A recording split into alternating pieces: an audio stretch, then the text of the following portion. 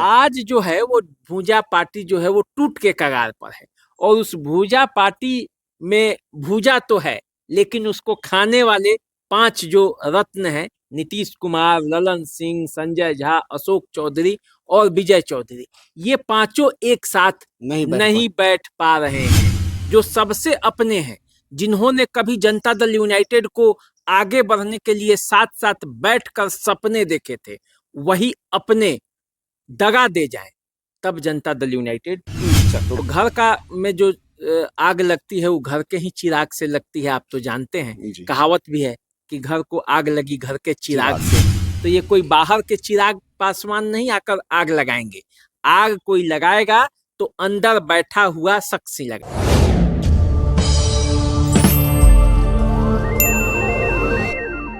नमस्कार, मैं हूं अजय कुमार। द देसी अड्डा में आपका स्वागत है। हमारे साथ हैं द देसी अड्डा के वरिष्ठ संपादक, सीनियर जर्नलिस्ट राकेश तिवारी। देखिए, जदयू को अगर टूटने का खतरा है तो अपनों से ही है। न उसको आरजेडी तोड़ पाएगी, न भारतीय जनता पार्टी तोड़ पाएगी, न ही उसको उपेंद्र कुशवाहा की पार्टी और चिराग पासवान की पार्टी तोड़ पाएगी। आग घर में ही लगी है और ऐसा लग रहा है कि जदयू अगर टूटेगा तो अपने ही अंतःकलह से टूट सकता है। तो आइए चर्चा करते हैं और बात करते हैं उनसे इसके विषय में। राकेश जी, नमस्कार। धन्यवाद आपको। ये जो अटकलबाजियां हैं जदयू के टूटने का, इस पर थोड़ा पर्दा हटाया जाए। देखिए, जनता दल यूनाइटेड के बारे में कहा जा रहा है कि जनता दल यूनाइटेड टूट जाएगी, बीजेपी उसे तोड़ देगी, आरजेडी उसे तोड़ देगी, कई कई तरह की बातें हो रही हैं जी। लेकिन जो मेरा मानना है, स्पष्ट मानना है कि जनता दल यूनाइटेड को कोई नहीं तोड़ेगा। जनता दल यूनाइटेड को किसी दूसरे से खतरा नहीं है। जनता दल यूनाइटेड को यदि खतरा है तो उसे अपनों से खतरा है। और अपनों में भी किससे? जो सबसे अपने हैं, जो सबसे अपने हैं, जिन्होंने कभी जनता दल यूनाइटेड को आगे बढ़ने के लिए साथ साथ बैठकर सपने देखे थे, वही अपने दगा दे जाए, तब जनता दल यूनाइटेड टूट सकता है। तो घर के अंदर लगी आग की धुआं बाहर आ गया है। तो घर का में जो आग लगती है वो घर के ही चिराग से लगती है, आप तो जानते हैं। कहावत भी है कि घर को आग लगी घर के चिराग से। तो ये कोई बाहर के चिराग पासवान नहीं आकर आग लगाएंगे। आग कोई लगाएगा तो अंदर बैठा हुआ शख्स ही लगाएगा। अब देखिए, जनता दल यूनाइटेड में क्या चल रहा है। जनता दल यूनाइटेड में आजकल सब कुछ ठीक नहीं चल रहा है। ऐसा कहा जा रहा है कि जनता दल यूनाइटेड टूटने के कगार पर खड़ी है। ऐसा इसलिए कहा जा रहा है कि जो नीतीश कुमार के कभी काफी करीबी थे, अशोक चौधरी जी, जनता दल यूनाइटेड के अंदरूनी पॉलिटिक्स में उन्हें किनारे लगाने की कोशिश हो रही है। और इसी किनारे लगाने की कोशिश में जनता दल यूनाइटेड में पॉलिटिक्स चल रहा है। ऐसा सोशल मीडिया पर खबर आ रही है। और ऐसा कहा जा रहा है कि अशोक चौधरी को किनारे लगाने के लिए उनके ही इर्द गिर्द रहने वाले लोग उनके पीछे पड़ गए हैं। अब पीछे क्यों पड़ गए हैं? देखिए, अशोक चौधरी के पीछे जो खतरा है और जो जनता दल यूनाइटेड के पीछे खतरा है, उसको समझिए। पहला, जनता दल क्यों टूटेगा? अशोक चौधरी को किनारे लगाने की कोशिश हो सकती है और अशोक चौधरी की नजदीकियां एलजेपी से भी है और बीजेपी से ही है, तो वो भी अपने हैं, नीतीश कुमार के एनडीए गठबंधन के ही साथी हैं। तो खतरा वहां से भी है, पार्टी के अंदर भी है। तो दोनों मोर्चों पर नीतीश कुमार को, जनता दल यूनाइटेड को लगना पड़ रहा है। अब देखिए, एक कहा जाता था कि नीतीश कुमार की एक भूजा पार्टी है जी, और उस भूजा पार्टी में जनता दल यूनाइटेड के वरिष्ठ नेता हुआ करते थे। ललन सिंह, जो राष्ट्रीय अध्यक्ष कभी जनता दल यूनाइटेड के हुआ करते थे जी। संजय झा, जो अभी कार्यकारी अध्यक्ष हैं, वो भी भूजा पार्टी के सदस्य उनके माने जाते हैं। अशोक चौधरी, जिनको लेकर अभी सबसे ज्यादा चर्चा है, और विजय चौधरी, ये 4 लोग कम से कम उस पार्टी के एकदम सक्रिय सदस्य थे और इनके मर्जी के बिना कुछ होता नहीं था। तो आज भूजा पार्टी टूट रहा है क्या? आज जो है वो भूजा पार्टी जो है वो टूट के कगार पर है। और उस भूजा पार्टी में भूजा तो है, लेकिन उसको खाने वाले 5 जो रत्न हैं, नीतीश कुमार, ललन सिंह, संजय झा, अशोक चौधरी और विजय चौधरी, ये पांचों एक साथ नहीं बैठ पा रहे हैं। और जब एक साथ नहीं बैठ पा रहे हैं तो पार्टी को जो आगे बढ़ाने का सपना सबने मिलकर देखा था, उसमें कहीं ना कहीं से ग्रहण लगता हुआ दिखाई दे रहा है। अब देखिए, अशोक चौधरी ने एक बयान दिया और उस बयान के मतलब को भी समझिए। ऐसा कहा गया कि वो बयान जो है वो अशोक चौधरी ने दिया था नीतीश कुमार पर। अब नीतीश कुमार ने उन्हें सुबह सुबह ही बुला लिया और बुलाकर उनकी फटकार भी लगाई। लेकिन ऐसा कहा जाता है कि उसके बाद नरम पड़े अशोक चौधरी ने कई बातें अपनी सफाई भी दी, लेकिन सफाई काम नहीं कर रहा है। और जब सफाई काम नहीं कर रहा है तो फिर राकेश जी, ये दावेदारी की लड़ाई आपको नहीं लगती है? देखिए, ये भूजा पार्टी चाहता है कि हम अपने नेतृत्व को नीतीश कुमार के बाद जो उनके स्वास्थ्य कारणों से आगे कोई ना कोई तो आएगा ही। देखिए, मामला तो यहीं पे आके फंसा है जी। नीतीश कुमार के बाद जनता दल यूनाइटेड का कर्णधार कौन होगा? कहा तो ये भी जा रहा है कि अभी फैसले जो है वो नीतीश कुमार नहीं ले रहे हैं, फैसले कोई दूसरा ले रहा है, संगठन में भी और ऊपर भी, सरकार में भी और गठबंधन में भी। और जब विधानसभा का चुनाव है तो उसमें पार्टियों को टिकट भी देना है। जब पार्टी टिकट देगी तो उसमें भी किसकी दावेदारी चलेगी, किसके लोगों की ज्यादा संख्या आएगी, बात ये भी है। और इसी सब को लेकर अंदरूनी लड़ाई चल रही है। आप जानते हैं, अशोक चौधरी धीरे धीरे अकेले पड़ते जा रहे हैं। भूजा पार्टी के जो मुख्य सदस्य, देखिए, नीतीश कुमार का भी अशोक चौधरी को बहुत ही आत्मीय संबंध था उनका। बिल्कुल। और अशोक चौधरी ने दलित सम्मेलन भी कराया, उसमें नीतीश कुमार गए भी, भीड़ भी पूरा हुआ।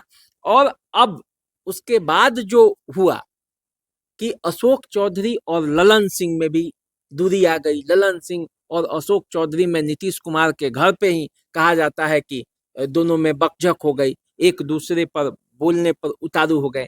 इसके बाद अब जो खबर है, अशोक चौधरी की विजय चौधरी से भी नहीं पट रही है और संजय झा से भी नहीं पट रही है। आमने सामने तो आ गए। ऐसे में अशोक चौधरी जो है वो अकेले पड़ते जा रहे हैं।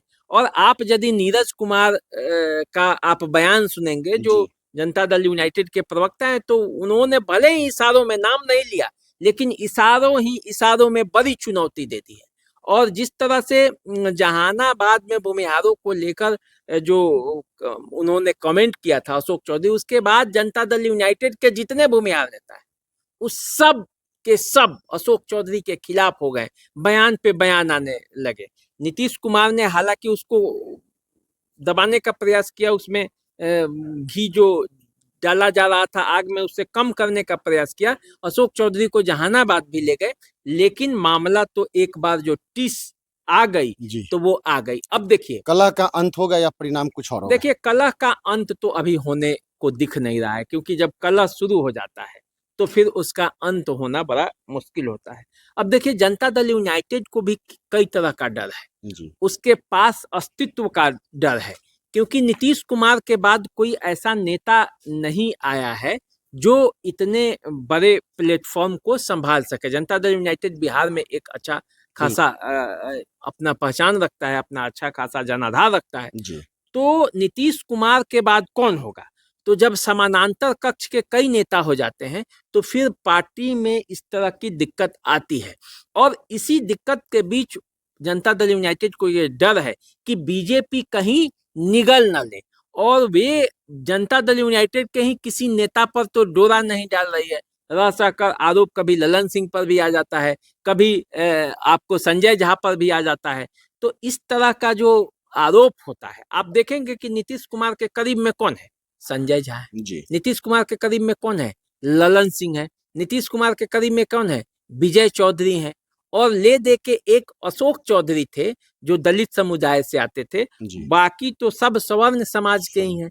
तो इसलिए एक अंदरूनी लड़ाई ये भी चल रही है कि जिस अति पिछड़े के बल पर जनता दल यूनाइटेड का इतना जनाधार टिका हुआ था, तो स्वर्ण और अति पिछड़ा दोनों समाज मिलकर जनता दल यूनाइटेड को लेकर चलता था, उसमें दलित समाज की भूमिका कहाँ होगी?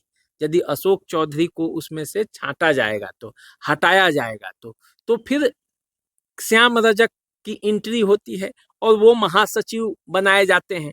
तो फिर इस तरह की जब बातें होती हैं तो ये लगता है कि शायद ये नीतीश कुमार न करके कोई जो उनके सहयोगी हैं उनके इशारे पर ये किया जा रहा है। असली लड़ाई यहीं पे चल रही है। कान कौन फूक रहा है राकेश जी? कान तो अशोक चौधरी भी फूक सकते हैं और कान तो ललन सिंह और संजय झा भी फूक सकते हैं। और विजय चौधरी कितने मजबूती से नीतीश कुमार के साथ हैं ये भी आप जानते हैं। तो कान फूकने वालों की कमी नहीं है। नीतीश कुमार कान फूकने वालों के बातों पर बहुत ज्यादा ध्यान नहीं देते हैं, क्योंकि वो वही करते हैं जो उनकी इच्छा होती है। उनके बाएं हाथ को पता नहीं रहता है कि दाएं हाथ क्या करेगा, दाएं हाथ को भी पता नहीं रहता है कि बाएं हाथ क्या करेगा। तो नीतीश कुमार क्या करेंगे और उनके कान फूकने का उन पर कितना असर होगा, इसको लेकर आप कुछ कह नहीं सकते। अटकलबाजियां भी आप नहीं लगा सकते, क्योंकि आप देखे होंगे कि सब कोई नीतीश कुमार को लेकर कोई भविष्यवाणी नहीं कर सकता। लालू यादव को लेकर आप भविष्यवाणी कर सकते हैं, बीजेपी को लेकर कर सकते हैं। नीतीश कुमार क्या करेंगे और नीतीश कुमार का परफॉर्मेंस कैसा आ जाएगा, इसकी भविष्यवाणी तो कोई नहीं कर सकता। पीके ने भी भविष्यवाणी की थी कि 2024 का चुनाव नीतीश कुमार के जीवन का अंतिम चुनाव होगा, लेकिन नीतीश कुमार 25 में भी उसी तरह तनकर खड़े हैं और उन्हें अब मुख्यमंत्री का चेहरा भी बनाया जा चुका है एनडीए का। तो यदि उन्हीं के चेहरे पर चुनाव होना है तो लड़ाई तो में तो है, तो भविष्यवाणी तो फेल हो गई। असल बात यह है कि जनता दल यूनाइटेड में जो अंदरूनी कलह है जी, उसके वजह से ही पार्टी को नुकसान पहुंच सकता है, वरना बीजेपी, आरजेडी, चिराग पासवान ये सब मिलकर भी जनता दल यूनाइटेड को नुकसान नहीं पहुंचा सकते, क्योंकि जनता दल यूनाइटेड का एक अपना वोट वर्ग है, एक अपनी छवि है। देखिए, कुछ भी आप कह लीजिए, 2005 के पहले का बिहार और 2025 के तक का बिहार में बहुत जमीन आसमान का अंतर है। हालांकि अब एक पीढ़ी बदल गई है और वो 2005 वाला बिहार को उसको देखा नहीं है, तो इसलिए वो समझती है कि फिर नए सिरे से ये होगा। लेकिन देखिए, परिवर्तन संसार का नियम है, ये बदलना ही है। नीतीश कुमार आज बदले, कल बदले, परसों बदले, नीतीश कुमार बिहार के मुख्यमंत्री की कुर्सी से हटेंगे ही, ये तय है। तो अब उस पर बैठेगा कौन और किसके इशारे पर लोग बैठेंगे, इसी की असली लड़ाई है और यही खींचतान चल रहा है। और इसीलिए कहा जा रहा है कि जनता दल यूनाइटेड को जो खतरा है वो अपनों से है, गैरों से नहीं है। तो गैरों से जो खतरा था वो तो उसको तो उसके लिए नियम भी बन सकता है, उसके लिए लोग लड़ भी सकता है, और गैरों से जो लड़ाई होती है उसका मुकाबला भी हो सकता है। लेकिन जो अपनों से लड़ना पड़ता है तभी जीत मुश्किल होती है। तो इसलिए 2025 के विधानसभा चुनाव को लेकर जनता दल यूनाइटेड के पास बहुत बड़ी चुनौती है, और उस चुनौती से वो कैसे निपटेगी ये आने वाले समय में पता चलेगा। तो किसी भी घर के अंदर का कलह जो है उसको तोड़ देता है। इसलिए कहा गया है कि मुझे तो अपनों ने लूटा, गैरों में कहाँ थी दम, मेरी किस्ती वहाँ डूबी जहाँ पानी ही था कम। पार्टी के अंदर अंतर कलह तो है और ये सड़क पर और सोशल मीडिया पर भी चर्चाएं होने लगी है, अटकलबाजियां भी तेज है। अब इसका पूर्ण विराम कब होता है ये आने वाला समय बताएगा। तो आप इंतजार कीजिए। द देसी अड्डा को लाइक, सब्सक्राइब और फॉरवर्ड करना मत भूलिए। नमस्कार। नमस्कार।